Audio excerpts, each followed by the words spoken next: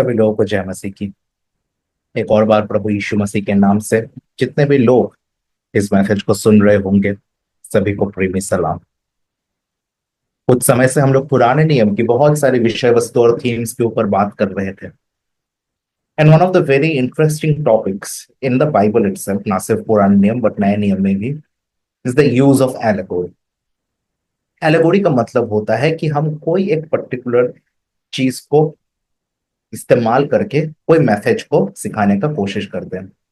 Biblical allegory बहुत similar है metaphor, similes, या फिर प्रभु यीशु मसीह जब पैराबल्स इस्तेमाल करते हैं, दृष्टांत बोल के कहानियों के द्वारा कोई एक शिक्षा को देना चाहते हैं।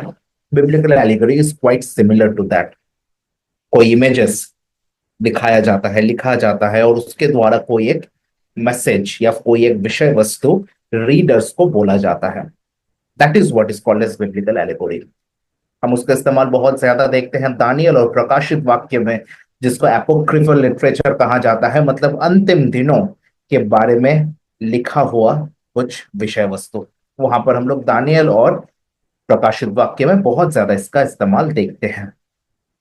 लेकिन हम लोग अभी पहले पुस्तक उत्पत्ति से देख रहे थे, तो वहां पर बिब्लिकल एलेगोरी का इस्तेमाल कहां पर हुआ है? That's a very important question. Well, आप सभी लोग कहानी जानते हैं कि किस प्रकार परमेश्वर ने 6 दिनों में सृष्टि को किया था। इसके बारे में बाइबल में बताई गई है, we have discussed about it.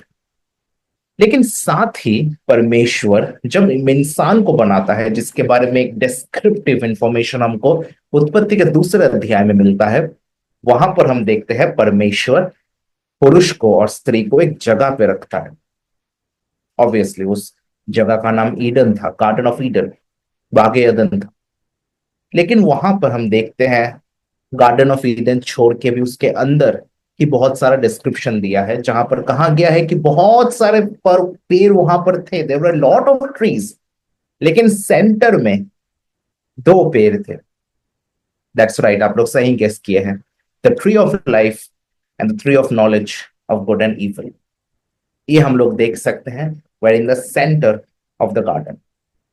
बहुत सारे थियोलॉजियंस ने ऐसा कहा है कि इट्स अ बिब्लिकल एलेगोरी। हम सब लोग ये समझते हैं कि ये जो 2 पेड़ है, जो आदम और हवा के सामने 2 मार्ग की तरह आए थे, क्या आप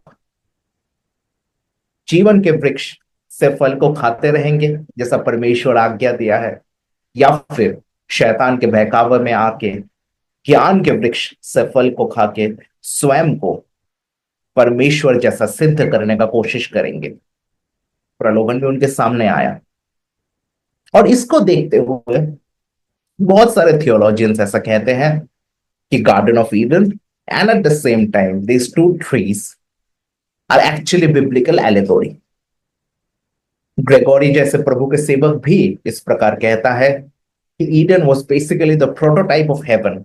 वो एक स्टोरी बताया गया ताकि स्वर्ग कैसा होने वाला है उसका आइडिया रीडर्स को मिल सके। जॉन कैल्विन भी इस बात को मानते हैं कि जो 2 पेड़ थे वो हमारे सामने 2 चॉइसेस के बराबर है। क्या हम ईश्वर के मार्ग में चलेंगे, या फिर हम शैतान के बहकावे में आके शैतान के मार्ग में चलेंगे? But when we think about this 2 trees, इसके बारे में बहुत सुंदर तरीके से बाइबल में डिस्क्रिप्शन दिया गया है।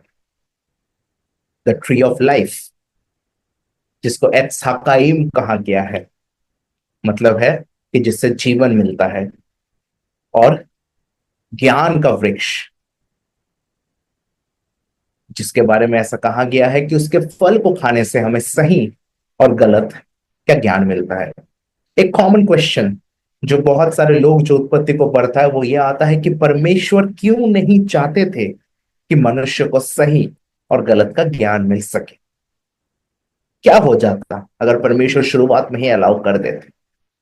Well, as I mention, the 2 trees are like 2 choices. Are you choosing what God is telling you, और are you doing the opposite which God is prohibiting you to do? जो परमेश्वर कह रहा है मत करो, क्या आप उस चीज को कर रहे हो? इन सिंपल टर्म्स, पाप का एक्सप्लेनेशन है परमेश्वर की बात को ना मानना, जो आदम और हवा ने किया, और इस वजह से वो लोग पापी कहलाए। उनको जीवन का वृक्ष से फल खाने का मौका मिल रहा था, वो लोग बस परमेश्वर को बात सुन के उसमें से खाते रहे थे। परमेश्वर के साथ संगति को बाइबल में जीवन कहा गया है। नए नियम में जीवन को लेकर बहुत सारे शब्द हम लोग देखते हैं, जिसके एक स्पेसिफिक शब्द जो यूहन्ना रचित सुसमाचार में इस्तेमाल होता है, दैट इज जोई। अब आजकल बहुत लोगों का नाम सुनेंगे Zoe. What is the meaning of the name Zoe? It means a life which is connected with God. Bible में अगर मैं स्पिरिचुअली समझूं तो जीवन का मतलब है परमेश्वर के साथ जुड़े रहना, और जो परमेश्वर से दूर है, that person is considered to be spiritually dead. So किसी के अंदर अगर सोई है, if somebody is living in a biblical perspective, in a spiritual perspective, इसका मतलब है कि वो परमेश्वर के साथ जुड़ा हुआ है। It means that the spirit of the Lord is residing with in that person and he is spiritually awakened. वो आत्मिक रीति से जागरूक व्यक्ति है। और इस कारण से जीवन का मतलब, जीवन के वृक्ष से फल खाने का मतलब यह है कि परमेश्वर के साथ एक निरंतर संगति में रहना। Now just imagine this, God used to have a daily fellowship with them. क्या हम लोग के जीवन में परमेश्वर के साथ डेली फेलोशिप का मौका हमें मिलता है? Well, of course we can approach God because हम लोग के अंदर परमेश्वर का आत्मा है। प्रभु यीशु मसीह कि मृत्यु के कारण भी हम लोग डायरेक्ट अपने पिता के साथ जुड़ सकते हैं। He is the intercessor. उनके उनके द्वारा हम अपने पिता के पास पहुंच सकते हैं। But that kind of fellowship जो आदम और हवा के पास था, of course we are not having it currently, that's for sure. क्यों? क्योंकि उन लोगों ने चुना दूसरा पेड़, the tree of knowledge of good and evil. जहां पर गुड के लिए शब्द तो दिया गया है, वहां पर हिब्रू में दैट इज टोव। टोव का मतलब है बेनिफिशियल। टोव का मतलब है righteous in your own eyes. आपके आंखों में क्या सही है? ध्यान से सुनिएगा। The meaning of the term टोव mean righteous in your own eyes. और राह का मतलब है इविल और corrupting. Righteous in your own eyes. अगर हम आपसे अगर सवाल करेंगे कि you want to be good और you want to be evil, do you want to choose goodness और do you want to choose corruption, तो आप लोग बोलेंगे ऑब्वियसली हम गुड को चुनेंगे, गुडनेस को चुनेंगे। लेकिन यहां पर जो शब्द है righteous in your own eyes, क्या हम लोग उस विकल्प को चुन रहे हैं जो हमारे लिए सही है, जो हमारे लिए उत्तम है, या फिर हम सही और गलत का डिसीजन परमेश्वर के हाथ में छोड़ देते हैं? You know, God wants that he will decide for us what is right and what is wrong. If we are children of God, अगर हम लोग परमेश्वर के संतान हैं, तो हम बस अपने इच्छा को परमेश्वर के हाथ में समर्पण कर देंगे। खुदा का इच्छा हमारे जीवन में पूरा हो। खुदा अब आप हमें इस जीवन में आगे लेके जाए। He decides for us what is right for me, what is wrong for me. He tells me क्या ये नौकरी मेरे लिए सही है या गलत है। ही टेल्स मी क्या ये लड़की मेरे लिए सही है या गलत है। वी आर नॉट डिसाइडिंग कि ये मार्ग मेरे लिए सही है एंड ये मार्ग मेरे लिए गलत है। So not choosing the tree of knowledge of good and evil means कि मैं परमेश्वर के ऊपर टोटल डिपेंडेंस, पूर्ण निर्भरता को दिखा रहा हूं। और जब हम परमेश्वर के ऊपर पूर्ण निर्भरता दिखाते हैं, then that is considered to be living। उसका मतलब है कि हमारे अंदर परमेश्वर का जीवन है। नीति वचन 3 अध्याय 5 और 6 आयत इंग्लिश में इस प्रकार कहता है कि trust in the Lord with all your heart and do not lean on your own understanding. अपने समझ के ऊपर निर्भर ना रहो। और 6 आयत में it completes in this way, in all your ways acknowledge him and he will make your path straight. वो तुझे खराई के मार्ग में आगे लेके चलेगा। सो टुडे हमारे सामने भी ऐसे दो पेड़ हैं। Imagine the biblical allegory here. दो पेड़ दो मार्ग के समान है।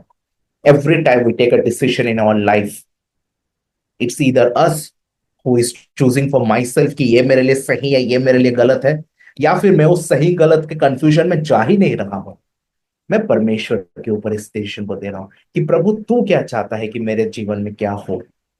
Know the will of the Lord, seek the will of the Lord. And मजेदार बात पता है आपको, अगर परमेश्वर की इच्छा जानना है, उसके लिए प्रार्थना में समय बिताना है, परमेश्वर के वचन में समय बिताना है। जब आप परमेश्वर के वचन के ऊपर मनन करेंगे, प्रार्थना में समय बिताएंगे, तो automatically you will stay connected with the Lord, और indirectly, not indirectly even directly हम कह सकते हैं कि हम तब उस जीवन के वृक्ष के फल से खा रहे हैं। There are a lot of examples of trees in the Bible that is given. भजन संहिता 1 और यिर्मयाह नबी के 17वें अध्याय में, अगर मैं गलत नहीं हूं, तो वहां पर मेंशन है दो पेड़ों के बारे में, जो दो प्रकार के इंसान को दिखाता है। एक जो परमेश्वर के ऊपर निर्भर है, दूसरा जो परमेश्वर के ऊपर नहीं, मनुष्य के ऊपर निर्भर होकर चलता है। So are we depending on man और are we depending on God? Are we depending on our own understanding, या फिर हम परमेश्वर को निर्भर करते कहते हैं कि खुदा बाप तू निर्णय करेगा कि मेरे जीवन में क्या सही है क्या गलत है। सो whenever we have this option of choosing what is right and what is wrong, मैं उस तरफ जाऊंगा ही नहीं। Let us have that conviction, वो हमारे अंदर विश्वास होना है कि प्रभु मेरे लिए सही और गलत को चुन के देगा। I just have to be dependent on him, मुझे केवल पूर्ण तरीके से परमेश्वर को निर्भर रहना है। परमेश्वर इन वचनों के द्वारा आपको आशीष दे। ये ओल्ड टेस्टामेंट सर्वे के और भी वीडियोस के लिए आप प्लीज हमारे चैनल को सब्सक्राइब करके रखिए, एंड कमेंट्स में प्लीज बताइए किस टॉपिक के ऊपर आप वीडियो देखना चाहते हैं, या फिर हम किस तरीके से इन वीडियोस को सही बना सकते हैं। क्या मेरे इस वीडियो में कोई भी आपको गलत इंफॉर्मेशन मिला? I would love to receive corrections from each and every person who is listening to this video. सभी को जय मसीह।